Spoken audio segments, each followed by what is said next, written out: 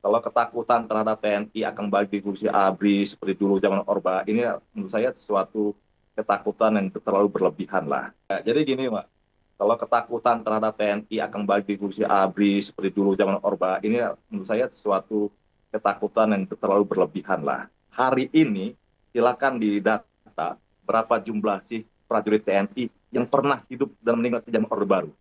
Saya, seorang Kapus Pen TNI, Brigadir Jenderal TNI, saya lulusan Akmil tahun 97, saya saja tidak pernah menikmati nikmatnya di Gusi ABRI. Terus akan kembali ke sana, ngapain? Apa?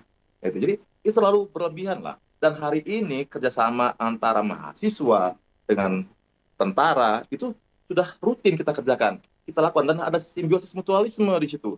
Contoh Hmm. hari ini adalah kami misalnya TNI AD bekerja sama misalnya dengan TNI bekerja sama dengan universitas tertentu untuk mengembangkan drone, pin off technology itu nama teorinya. Kemudian kami juga bekerja sama dalam pengembangan radar. Kami juga bekerja sama dalam mengembangkan beberapa alutsista kami dengan menggandeng universitas. Apakah itu militerisasi? Apakah itu harus dilakukan? Tidak. Dan kami juga sering mengundang beberapa teman-teman dari mahasiswa misalnya untuk datang ke institusi TNI untuk berdiskusi, fokus group discussion, datang ke akademi TNI untuk kita berdiskusi, melaksanakan seminar. Terus apa yang menjadi ketakutan? Tidak. Jadi itu terlalu menurut saya sesuatu yang terlalu berlebihan lah. Hari ini Termasuk TNI monitoring sudah Babinsa jelas yang dibilang tugas pokoknya. terlalu jauh itu, Pak. Apa?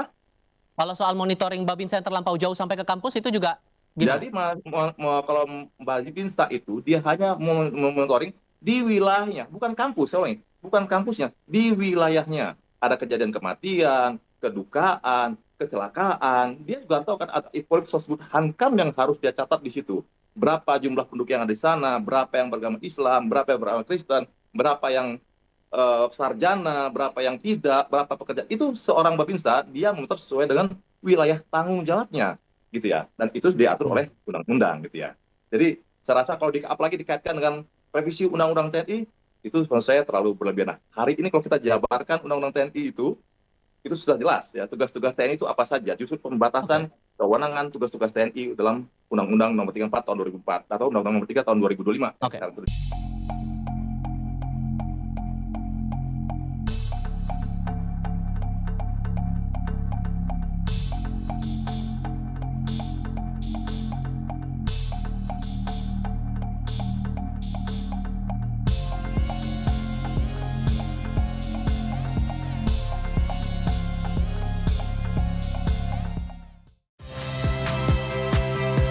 Saya Friska Clarissa.